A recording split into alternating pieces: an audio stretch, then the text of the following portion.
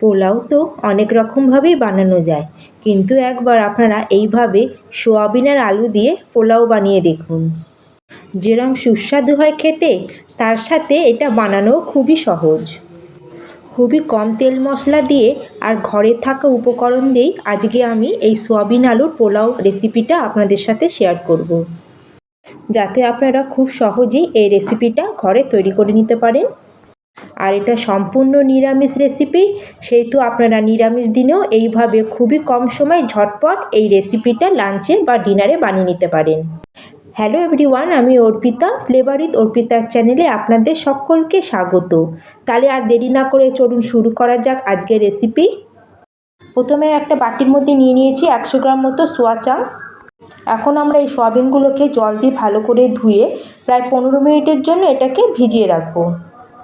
যেহেতু এটা আমরা পোলাও বানাচ্ছি, সেই জন্য এটাকে বয়েল করার কোনো দরকার নেই, খালি এইভাবে ভিজিয়ে রাখলেই হবে, তাতে সয়াবিনটা আমাদের সফট হয়ে যাবে। এবার এটাকে সাইডে রেখে এবার এখানে আমি একটা বাটিতে নিয়ে নিয়েছি চাল।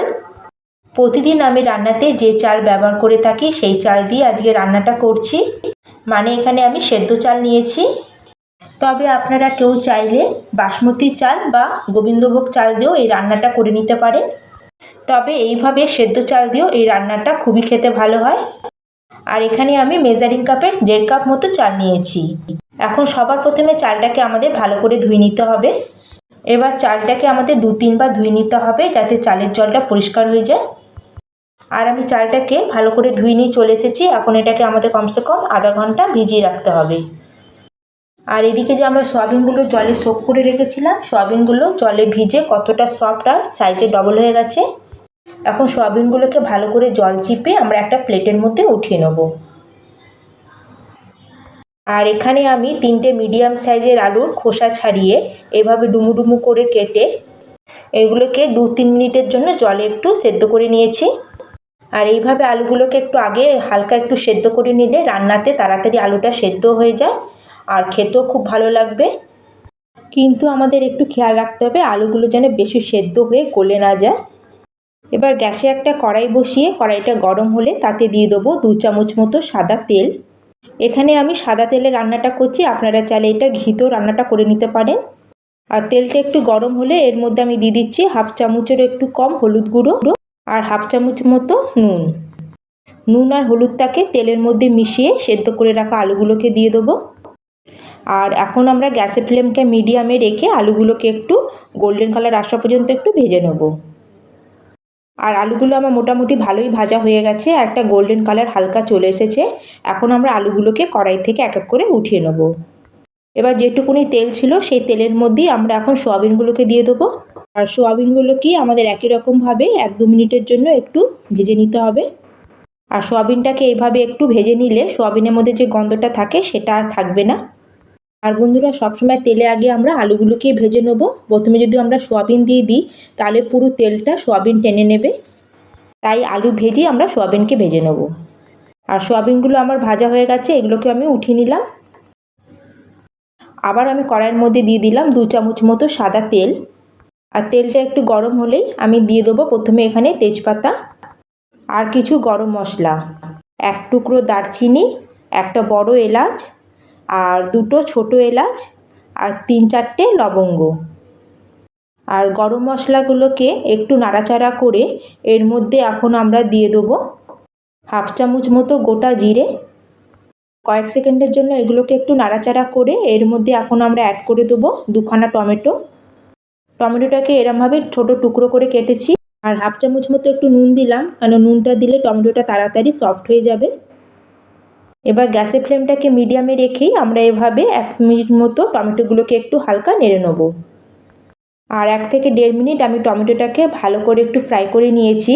আর টমেটোর কাঁচা গন্ধটাও আমার চলে গেছে। এই সময় এখানে অ্যাড করে দেবো আদা বাটা। এখানে আমি 1-1.5 চামচ মতো আদা বাটা দিয়েছি।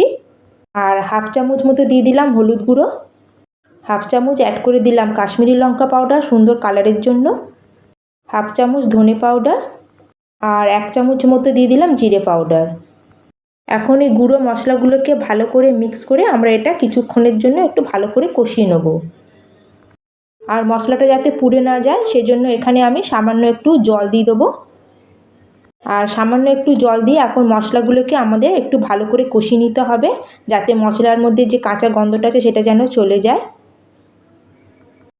আর 3 থেকে 4 মিনিট মতো মশলাটাকে আমি কষিয়ে নিয়েছি। মশলা থেকে আমার তেল বেরোতে শুরু হয়ে গেছে আর আমার মশলাটাও ভালো মতো কষে গেছে।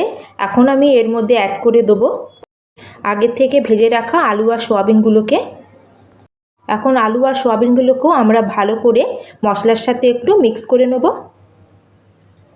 আর এগুলো মিক্স করি এখানে দিয়ে দেবো আমি হাফ চামচ মতো গোলমরিচের গুঁড়ো।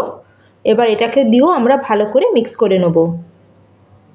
এবার আলু আর সোয়াবিনের মধ্যে আমি দিয়ে দেবো হাফ চামচ মতো গরম মশলা।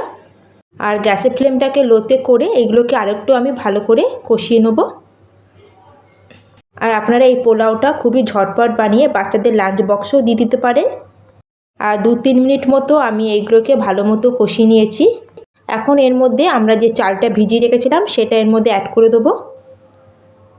আর এখানে ঝালের জন্য দিয়ে দিলাম 3-4খানা চেরা কাঁচা লঙ্কা। আর এখানে এখন অ্যাড করে দেবো স্বাদ অনুযায়ী নুন। নুনটা আমরা আগেও ব্যবহার করেছিলাম টমেটো কষার সময়, সেজন্য এটা নুনটা একটু বুঝে আপনারা দেবেন। এখন আমরা চালটাকে আলু আর সোয়াবিনের সাথে ভালো করে একটু মিক্স করে নেব। এইভাবেই গ্যাসের ফ্লেমটাকে লোতে করে আমরা ভালো করে 2-3 মিনিটের জন্য চালটাকে এইভাবে একটু ফ্রাই করে নেব মশলার সাথে। আর এইভাবে আমি ভালো করে 2-3 মিনিট এটাকে কষিয়ে নিয়েছি। এখন আমাদের এখানে অ্যাড করে দিতে হবে জল। আর আমি এই কাপটা মেপে চাল নিয়েছিলাম, তাই এখন এই কাপটা মেপে আমি জল অ্যাড করব।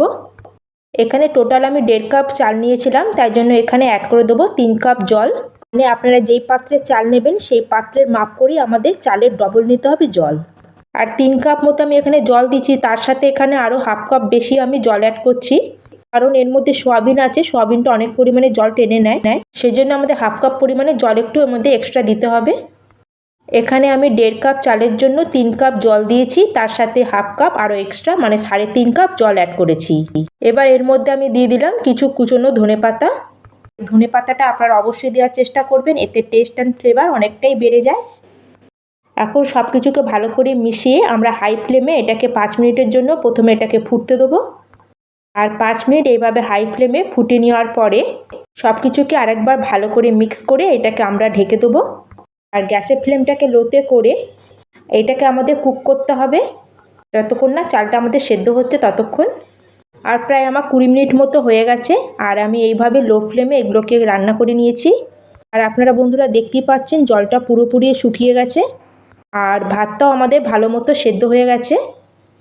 আর আলু আর চাল একদম আমার গোটা গোটা রয়েছে, একদম ঘেটে যায়নি। আর ঠিক এই সময় আমরা অ্যাড করে দেবো এখানে 1 টেবিল স্পুন মতো ঘি। ঘিটা আপনারা বেশিও দিতে পারেন এর মধ্যে। আর ঘিটা দেবার পরে আবার আমরা সব কিছুকে ভালো করে মিক্স করে নেব। এইভাবে সব কিছুকে ভালো করে মিক্স করে আমরা গ্যাসের ফ্লেমটাকে এখন অফ করে দেবো।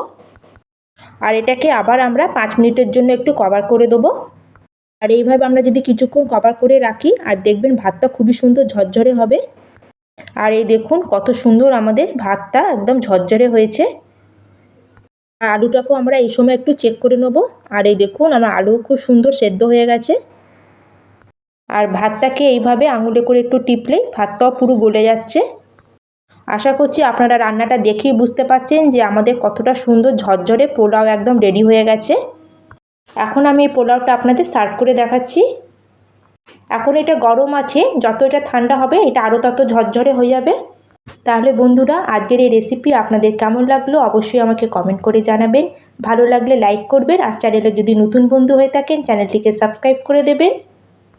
আর হাতে যদি সময় কম থাকে আর কিছু একটা ভালো খেতে ইচ্ছা করলে আপনারা এটা খুবই তাড়াতাড়ি ঝটপট বানিয়ে নিতে পারবেন। তাহলে আজকের রেসিপি আমি এখানেই শেষ করলাম, আবার দেখা হচ্ছে অন্য একটি নতুন রেসিপি নিয়ে। ধন্যবাদ।